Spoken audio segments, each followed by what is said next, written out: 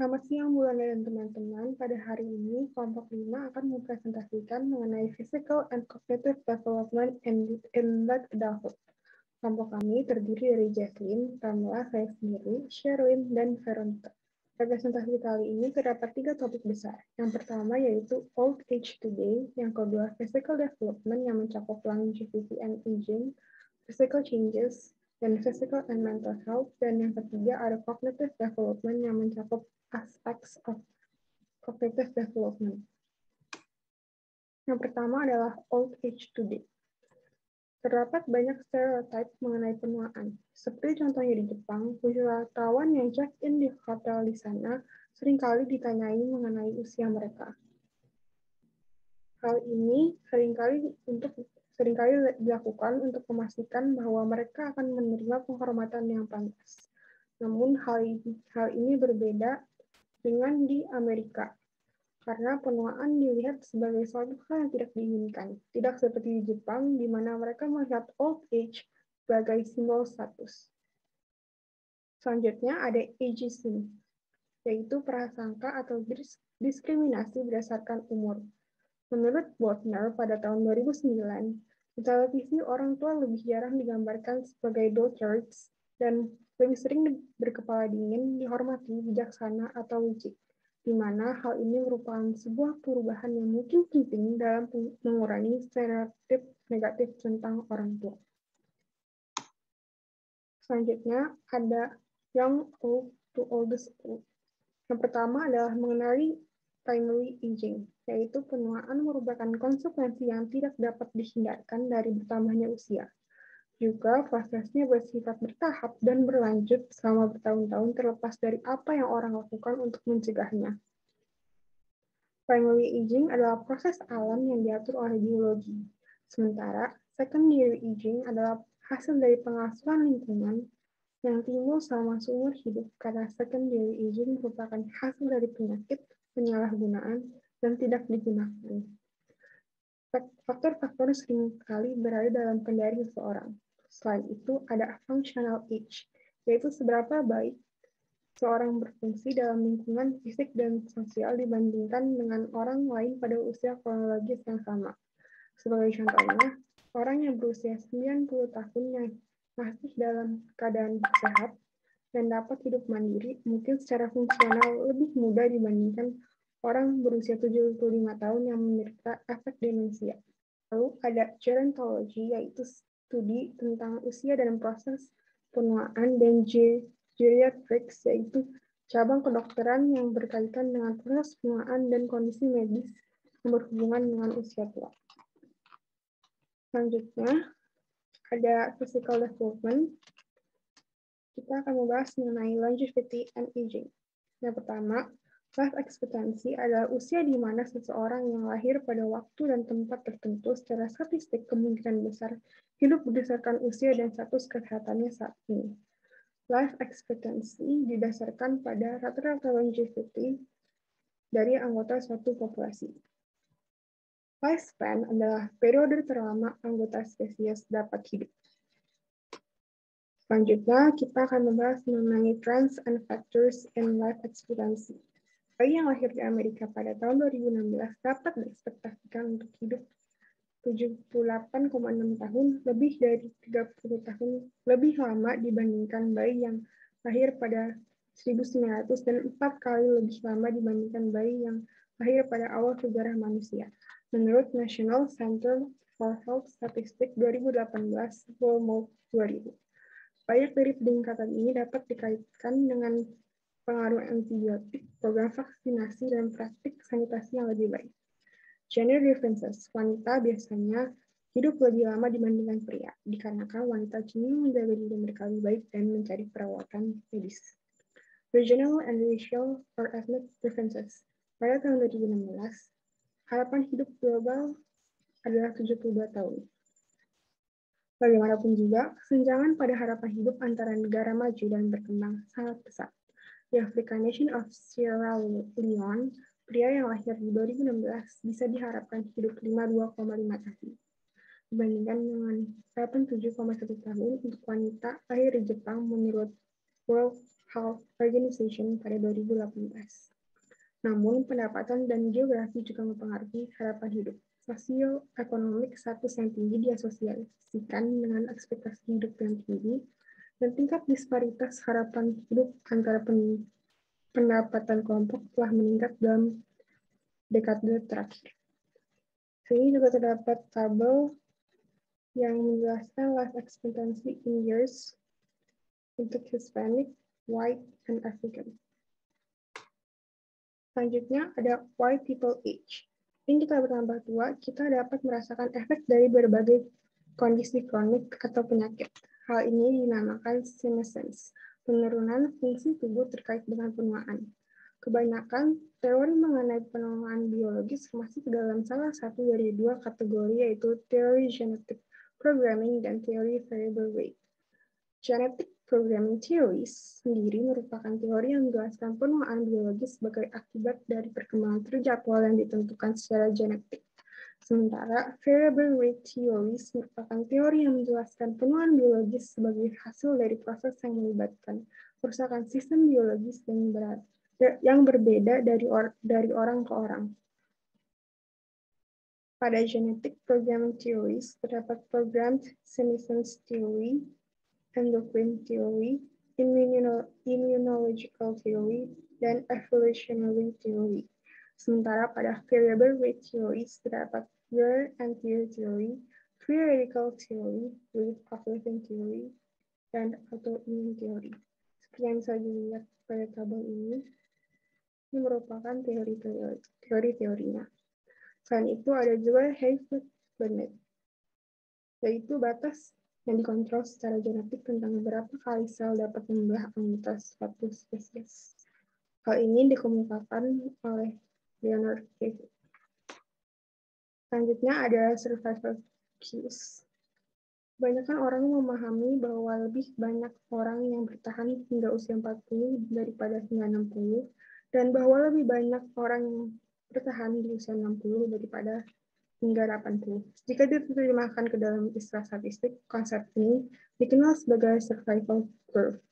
Survival curve merupakan kurva pada grafik yang menunjukkan persentase orang atau hewan yang hidup di berbagai usia. Selanjutnya akan dilanjutkan oleh teman saya. Terima kasih. Selanjutnya saya akan menjelaskan tentang physical changes atau perubahan fisik. The aging brain atau bisa disebut dengan otak yang menua. Seiring bertambahnya usia, volume otak kita pun juga akan menurun terutama pada korteks frontal, yang menyebabkan penurunan pada memori yang terjadi dengan penuaan dan aktivitas otak untuk menjadi lebih bilateral terhadap tugas-tugas memori. Berat atau volume otak akan mulai menurun sebanyak 10% pada lansia yang berumur 90 tahun, di mana berkurangnya ukuran neuron pada korteks cerebral akan menyebabkan hilangnya akson, dendrites, dan sinapsis. Kemudian ada brain loss. Seperti penjelasan aging brain, volume pada otak akan menurun terutama terhadap korteks frontal, maka akan menyebabkan penurunan memori. Korteks cerebral yang terdapat pada pria akan lebih cepat menurun dibanding wanita. Namun, atrofi kortikal mungkin akan terjadi pada wanita yang memiliki berat badan yang berlebihan, orang yang tidak berpendidikan, orang yang tidak berolahraga, dan orang yang sedang diet rendah buah dan sayur. Berikutnya adalah older eyes atau mata yang menua. Research mengatakan bahwa sudah 80% lansia yang mengalami kesulitan untuk melihat, di mana mereka akan lebih sensitif terhadap cahaya, membutuhkan cahaya untuk melihat, dan kesulitan untuk mengemudi sendiri. Selanjutnya ada common visual impairment atau gangguan penglihatan umum, di mana lansia biasanya akan mulai lebih merasakan kesulitan untuk melihat dan didiagnosa memiliki katarak. Kedua adalah degenerasi makula terkait usia, yang berarti retina telah kehilangan kemampuan untuk melihat secara detail.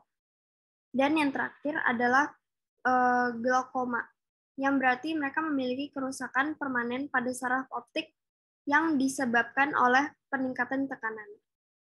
Selanjutnya ada hearing impairment, atau gangguan pada pendengaran. Pada lansia, gangguan pendengaran akan sangat mengganggu pertukaran informasi, sehingga dapat berdampak signifikan pada kehidupan sehari-hari mereka. yang menyebabkan para lansia untuk merasakan kesepian, keterasingan, ketergantungan, frustasi, serta gangguan pada komunikasi mereka. Selanjutnya adalah physical losses of old age atau kemampuan fisik yang hilang di masa lansia. Biasanya lansia akan merasakan berkurangnya kekuatan untuk berjalan sendiri atau berdiri, daya tahan, keseimbangan di mana mereka akan mudah untuk merasakan lemas, waktu reaksi, dan kesulitan untuk tidur. Sex differences in sexual functioning, atau fungsi seksual bagi pria dan wanita yang tentunya akan sangat berbeda dari masa mudanya. Bagi pria lansia, mereka akan merasakan waktu yang cukup lama untuk ereksi atau ejakulasi, memerlukan lebih banyak stimulasi manual, dan interval yang lebih lama. Sedangkan bagi wanita lansia, mereka akan merasakan sedikit pembengkakan payudara dan vagina yang kurang fleksibel. Nah, selanjutnya itu adalah physical and mental health. Hak status, sekitar 76% orang dewasa di Amerika Serikat berusia 65 tahun dan ke atasnya menganggap diri mereka dalam kondisi kesehatan yang prima. Kemiskinan juga menjadi faktor utama dalam kesehatan yang buruk. Hal ini terjadi karena kemiskinan yang menghambat akses ke penggunaan maupun akses ke dalam perawatan kesehatan. Misalnya, kemiskinan terkait dengan penyakit diabetes, tekanan darah tinggi, penyakit jantung, depresi, dan stroke yang lebih tinggi pada lansia. Nah, selanjutnya itu adalah common chronic conditions.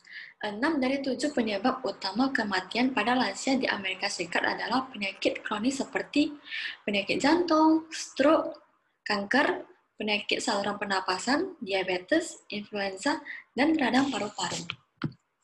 Di seluruh dunia, penyebab utama kematian pada usia 60 dan di atasnya adalah penyakit jantung, stroke, penyakit paru kronis, infeksi saluran pernapasan, dan kanker paru-paru.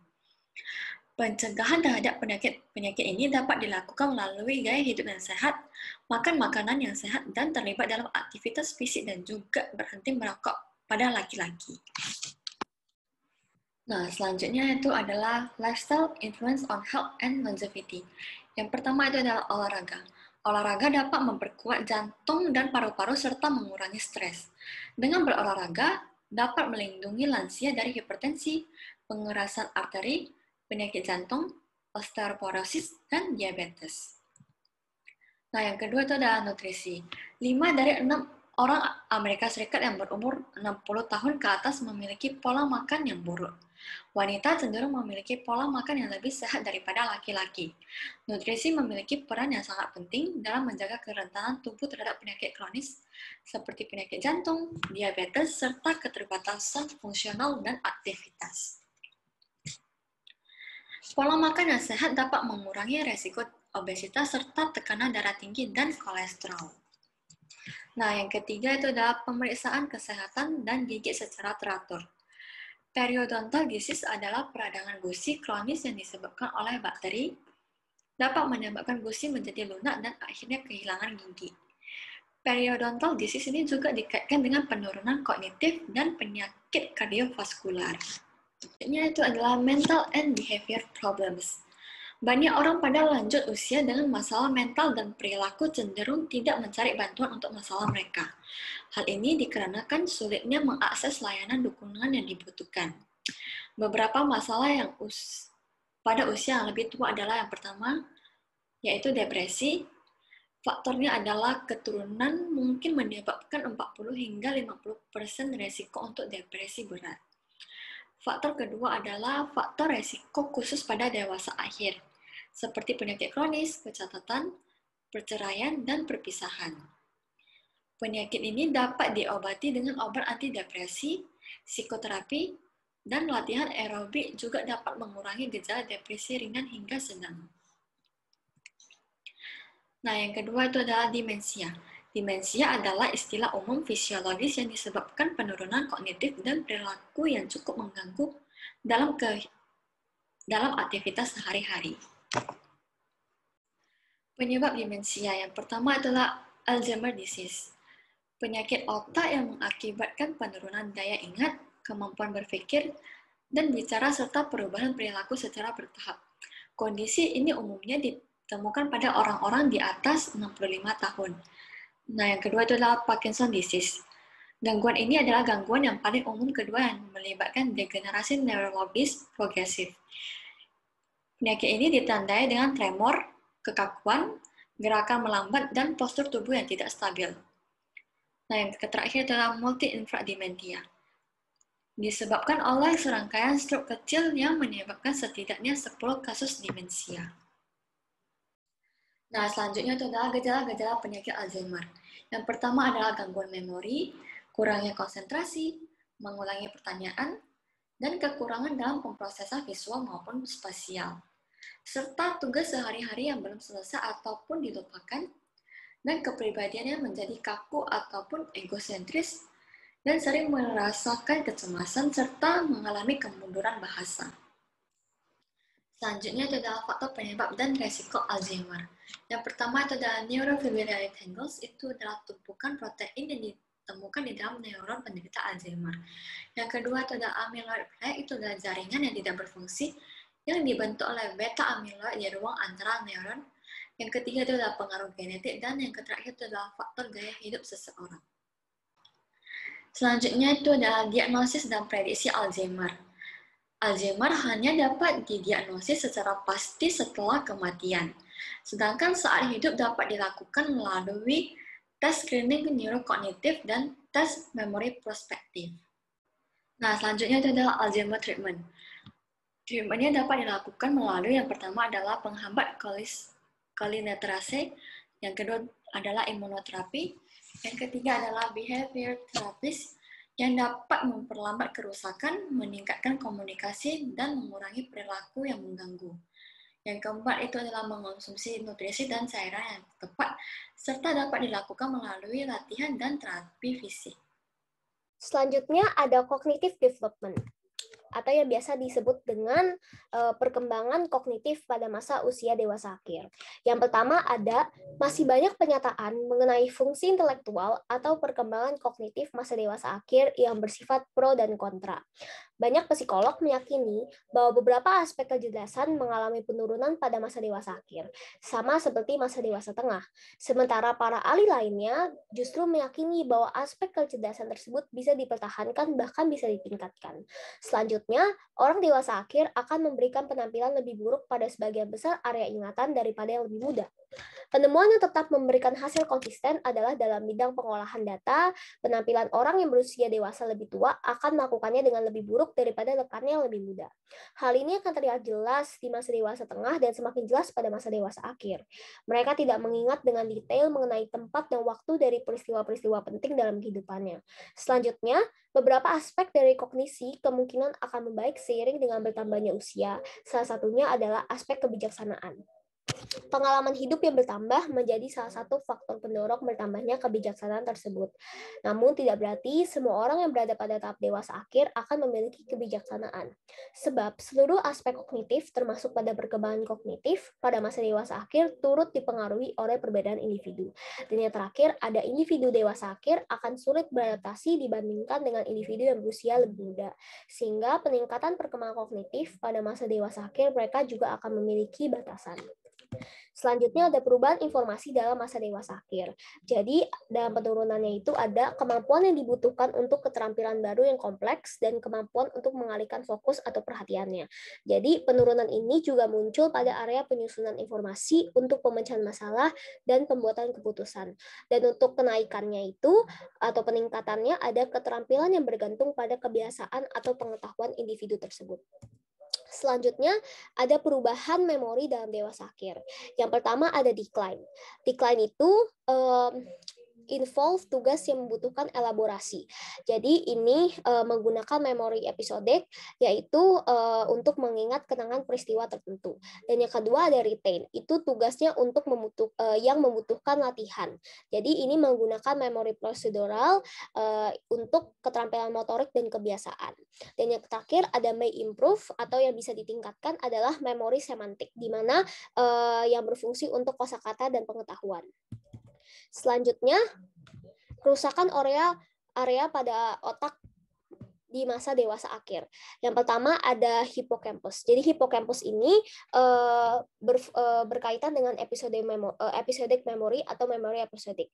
Memori episodik adalah kategori memori jangka panjang yang melibatkan ingatan peristiwa, situasi, dan pengalaman tertentu. Selanjutnya ada frontal lobes yang berkaitan dengan encoding and retrieval. Jadi encoding ini didefinisikan sebagai pembelajaran awal dari informasi, dan retrieval adalah kemampuan untuk mengakses informasi saat kita membutuhkannya. Dan yang terakhir ada prefrontal cortex yang berkaitan dengan working memory. Working memory adalah sistem kognitif dengan kapasitas terbatas yang dapat menyimpan informasi sementara. Selanjutnya ada komponen fungsi kognitif adolescent yang mempengaruhi. Jadi, walaupun kecepatan pemrosesan informasi memang akan mengalami penurunan pada masa dewasa akhir, tetapi ada juga pengaruh dari faktor perbedaan individu. Kebanyakan tes yang dilakukan untuk menguji kemampuan mengingat dan memecahkan masalah mengacu kepada bagaimana orang dewasa akhir melakukan aktivitas abstrak dan sederhana.